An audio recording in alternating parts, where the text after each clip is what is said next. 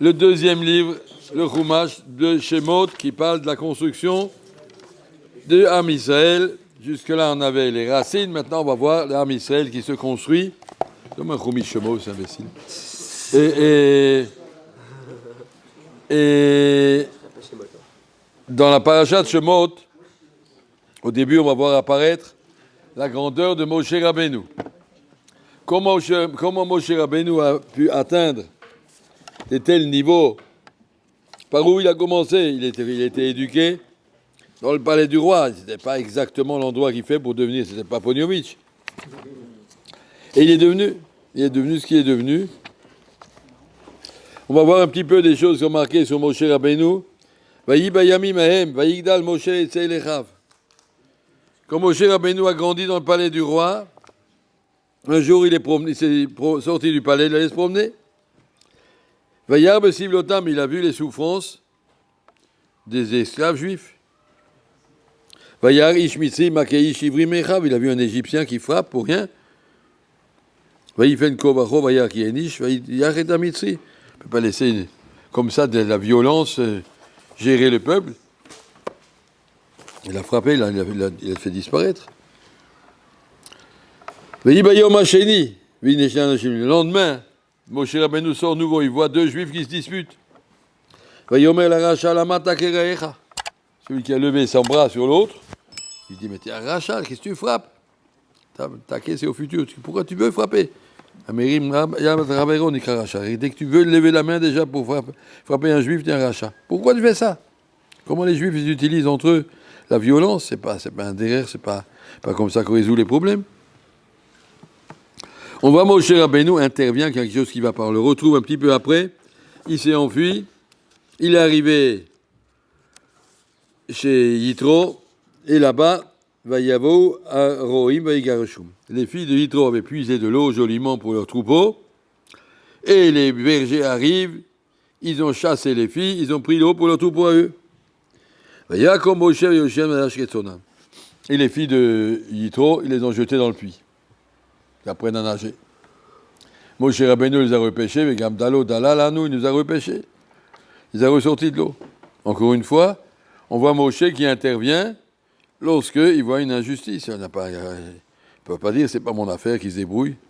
Dans toutes les trois situations qu'on voit ici, on voit que Moshe Rabbeinu, il arrive comme un touriste, il n'a rien à voir avec ses disputes, mais il ne veut pas laisser faire. On ne laissera pas une injustice se faire sans réagir, on n'a pas le droit. C'est un des grands problèmes qu'on a aujourd'hui, c'est que chacun pour soi. Moi, je ne veux pas le savoir, mes voisins, des trucs. Je n'ai pas envie de me casser la tête, et on n'intervient pas.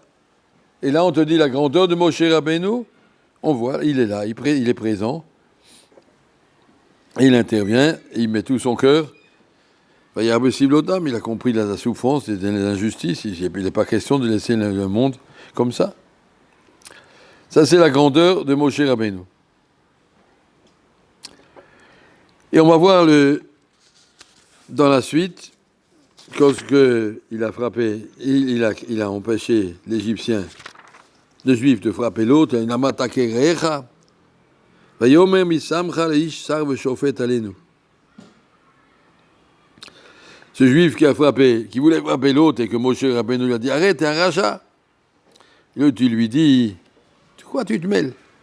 C'est ce qu'on fait quand les gens, tu viens intercéder dans une dispute entre deux personnes, tourne vers toi, de quoi tu te mêles? Alors, tu veux me tuer, c'est toi qui as tué l'Égyptien hier. Il a dit ça alors que personne ne savait. Il a dénoncé comme ça à la police qui passait là-bas, ils ont attrapé Moshe. Ce bonhomme-là a dénoncé Moshe en public. Quelle était la réaction de Moshe? Moshe a eu peur, il a dit, ah là, maintenant les choses sont connues. Quelles choses sont connues? Regardez Rashi très célèbre.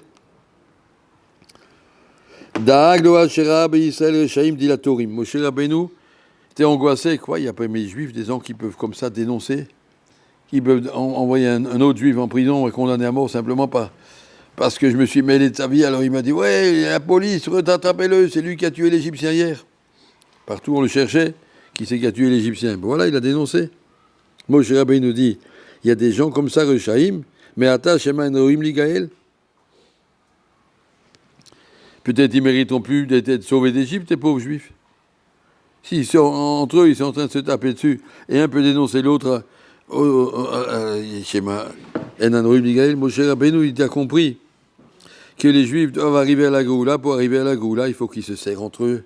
Tenez-vous, faites pas tomber l'un l'autre. Achen noda davar midrasho nodali, écoutez cette phrase, nodali adavar shaiti tamea alav. Moshe Rabbeinu a dit, quand il a vu que ce juif l'a dénoncé, il a dit, maintenant j'ai compris ce que je savais pas. Machatou Israël mikol shivi mumot liot nirdim ba'avodat perech. Comment ça se fait que les juifs souffrent tellement, plus que toutes les autres nations, tout ce qu'ils ont en Égypte en souffrance, qu'est-ce qu'ils ont fait? Roé ani arshav shem roim le kach. Maintenant que j'ai vu qu'il y a un juif qui peut être motzi chez moi, Mekalel, Meshonara, dénoncer un autre juif. J'ai compris, maintenant je comprends sa punition. Un juif, dit Moshe Rabbeinu, peut être responsable de toute la souffrance. Je n'avais pas compris pourquoi tous les juifs souffrent. Et quand j'ai compris une avéra comme ça, alors j'ai compris que tous les juifs méritent de souffrir. Ça veut dire que l'âme Israël doit être normalement tellement solidaire, tellement fort, qu'il ne peut pas y avoir de faille entre nous, voire dire je te jette aux autorités, ça ne va pas être. Am Israël, Moshe Rabbeinu doit intervenir pour qu'il y ait la justice dans le monde. Mais ce n'est pas d'Afrique avec des juifs, c'était des gens qui ont jeté des filles dans le puits, des gens, un qui frappait un Égyptien qui frappait un juif, ça c'était une chose, je ne laisserai pas faire d'injustice. Mais à l'intérieur du Am Israël, au moins 7 dargas qu'on se tienne entre nous. Mais pas qu'il y ait un qui va balancer un juif comme ça, l'autre comme ça, faire sa place sur le compte des autres, c'est horrible. C'est horrible. La condition pour que l'Am Israël soit méritant de la Géoula, vous savez, la première mitzvah qu'on a eue pour mériter la Géoula en Mitzrayim, c'était un korban de Pessah. Pourquoi justement un mouton? Pourquoi il fallait prendre un mouton? Pourquoi il ne fallait pas prendre une vache ou une chèvre ou un taureau ou quelque chose? Pourquoi un mouton? Parce que, dit le Midrash, le mouton est le seul animal que si tu lui tapes sur la patte, il tremble de tout son corps. Une autre vache, tu tapes sur la patte, elle plie sa patte. Reste la vache et Besséder.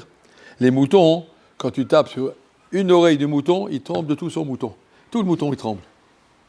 Et il dit ça, c'est la condition du Ham Israël. Tu touches un juif. Et tout le Ham Israël, déjà, il est en émoi. Il y avait un homme à Paris qui s'est fait tuer, lyncher, il s'appelait Halimi, vous vous rappelez, un truc comme ça. Et puis le président de la République avait dit au Rav Sitruk, c'est Renaud Livracha, ça va, il y a des attentats tous les jours, pourquoi vous faites tellement d'histoires, vous les juifs? Et il a dit, pour nous, un juif, c'est tout le clan d'Israël, c'est pas un voisin, il y a des problèmes comme ça tous les jours, des accidents, des attentats, des méchancetés. Non, c'est pas comme ça. La condition du Ham Israël, c'est ce que Moshe Rabbeinu dit ici. Il faut qu'on soit ensemble, pour qu'on ressente la souffrance des autres, pour qu'on prenne le problème des autres. La même chose, je voudrais dire ici que